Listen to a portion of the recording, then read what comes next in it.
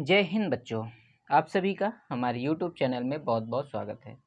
बच्चों, आज हम पढ़ने वाले हैं मोशन यानी कि गति का चैप्टर, जो कि आपका क्लास 9th का ये फिजिक्स का पहला चैप्टर है। आज हम इसमें से क्या क्या चीज़ें कवर करने वाले हैं, वो सारी चीज़ें हम आपको पहले बताए दे रहे हैं। इसमें से आज हम पढ़ेंगे कि आपका जो है गति क्या है, और गति की कितनी अवस्थाएं होती हैं, और गति के प्रकार क्या हैं, इसके बारे में हम आज बात करेंगे। तो सबसे पहले बात करेंगे कि गति है क्या। गति आपकी वह है जो समय के साथ साथ अपनी स्थिति में कुछ न कुछ क्या करे, परिवर्तन करे। जैसे कि आप देख पा रहे हैं, ये आपके सामने एक बॉल है, ये लगातार गति कर रही है, ठीक है। और साइड में आप यहाँ पर एक घड़ी देख पा रहे हैं, ठीक है। ये समय भी जो है आपका, ये आपका समय भी जो है लगातार बढ़ रहा है, और इस समय के साथ साथ आपकी जो ये बॉल है, ये भी आपकी क्या कर रही है, गति कर रही है, ठीक है। तो यानी कि समय के साथ साथ कोई भी अगर वस्तु गति कर रही है तो उसे हम क्या कहेंगे कि वह वस्तु गतिशील है, ठीक है। जैसे डेफिनेशन में देख लेते हैं कि जब कोई वस्तु समय के साथ अपनी स्थिति में कुछ न कुछ परिवर्तन करती है तो वह वस्तु की गति कहलाती है। जैसा कि आपने इसमें देखा है, ये देखिए समय आपका जो है बढ़ रहा है, और इस समय के साथ साथ आपकी जो है ये वस्तु क्या कर रही है, गति कर रही है, अपनी स्थिति में क्या कर रही है, परिवर्तन कर रही है, ठीक है बच्चों। इतना समझ में आया, ठीक है। आगे आते हैं, फिर आगे आता है कि गति की अवस्थाएं। तो बच्चों, आपकी जो गति की अवस्थाएं हैं वो आपकी संसार में कोई भी वस्तु है वो आपकी दो अवस्थाओं में हो सकती है। पहली आपकी गति अवस्था, और दूसरी आपकी विरामावस्था। यानी कि संसार में कोई भी वस्तु है वो दो ही अवस्थाओं में हो सकती है, पहला आपका गति अवस्था में और दूसरा आपका विरामावस्था में। तो आइए इसको डिटेल से समझते हैं।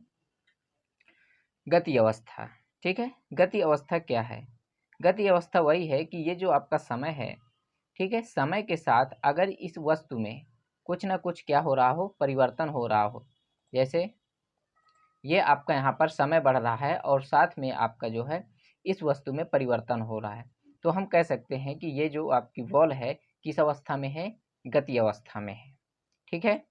जैसे आपकी डिफिनीशन है कि जब कोई वस्तु समय के साथ अपनी स्थिति में कुछ न कुछ परिवर्तन करती है तो वह वस्तु गति अवस्था में कहलाती है। इतना क्लियर हो गया। फिर आते हैं आपका विरामावस्था में, ठीक है। विरामावस्था क्या कहती है कि आपका जो है समय बढ़ रहा हो लेकिन आपकी जो है वस्तु में कोई परिवर्तन ना हो रहा हो। मान लीजिए ये आपका समय बढ़ रहा है और आपकी वस्तु क्या है, स्थिर है, ठीक है। ये समय आपका बढ़ रहा है और वस्तु आपकी क्या है, स्थिर है। तो इस अवस्था को कहेंगे हम विरामावस्था। यानी कि समय के साथ साथ आपकी वस्तु की स्थिति में कोई परिवर्तन ना हो तो उसको कहते हैं विरामावस्था। जैसे डिफिनीशन में क्लियर है कि जब कोई वस्तु समय के साथ अपनी स्थिति में कोई परिवर्तन नहीं करती तो वह वस्तु की कौन सी अवस्था कहलाती है, विरामावस्था कहलाती है, ठीक है। इतना क्लियर हो गया, ठीक है। फिर आगे आते हैं, फिर आगे आता है गति के प्रकार। क्या आता है आपका, गति के प्रकार। तो आपके गति कितने प्रकार की होती है, 1, 2, 3, 4 और 5 प्रकार की। पहली आपकी है सरल रेखीय गति, या इसी को बोलते हैं ऋजु रेखीय गति। ऋजु रेखीय गति, इसी को बोलते हैं ऋजु रेखीय गति। इसके बाद दूसरा आता है आपका वृत्तीय गति, फिर तीसरा आपका आता है घूर्णन गति, और चौथा आता है आपका दोलनीय गति, और पांचवा आता है आपका कंपन गति। इस प्रकार से आपके गति 5 प्रकार की होती है, ठीक है। आइए इनको एक एक करके जो है इनको विस्तार से जानते हैं कि सरल रेखीय गति क्या होती है, ठीक है। जैसे कि आपका जो है ये आपकी ट्रेन है, ठीक है। ये आपका एक सीधी रेखा में जो है, एक सीधी पटरी में आपकी चलती चली आ रही है, ठीक है। ये ऐसे ऐसे सांप की तरह नहीं आ रही है ना, इसका कुछ और हो रहा है।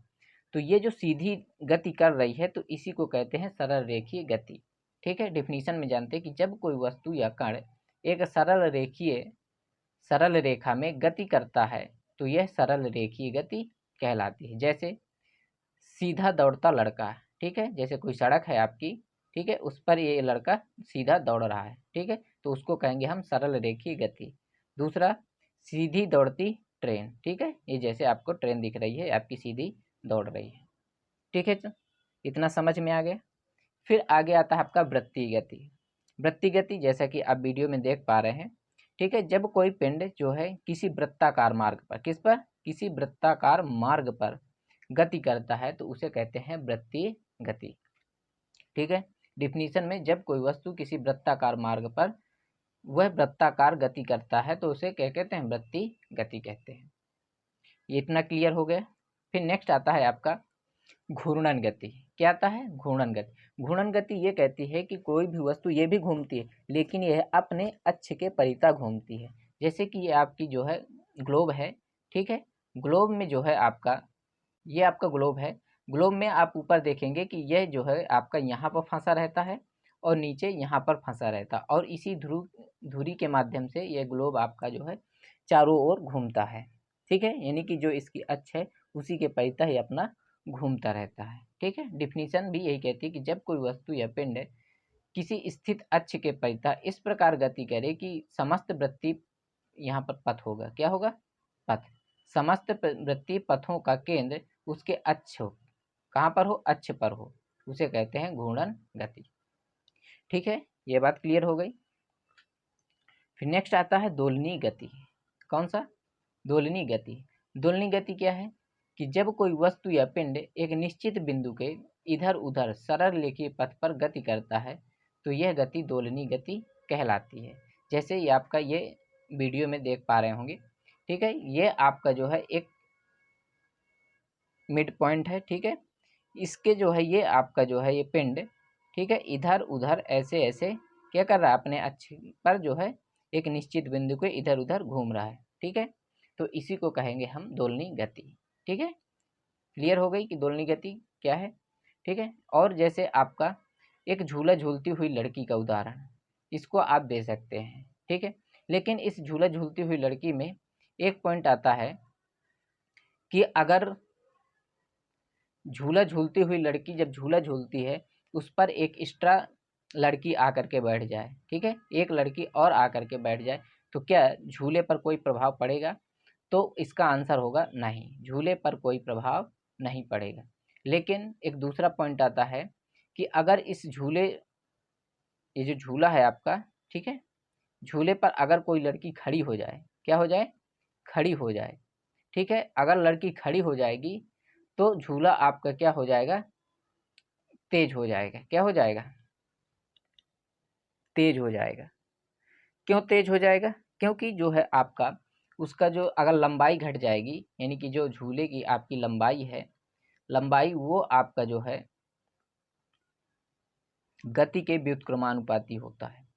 अगर लंबाई आपकी जो है बढ़ेगी तो गति आपकी जो है घटेगी, यदि लंबाई घटेगी तो आपकी गति क्या होगी, बढ़ेगी, ठीक है।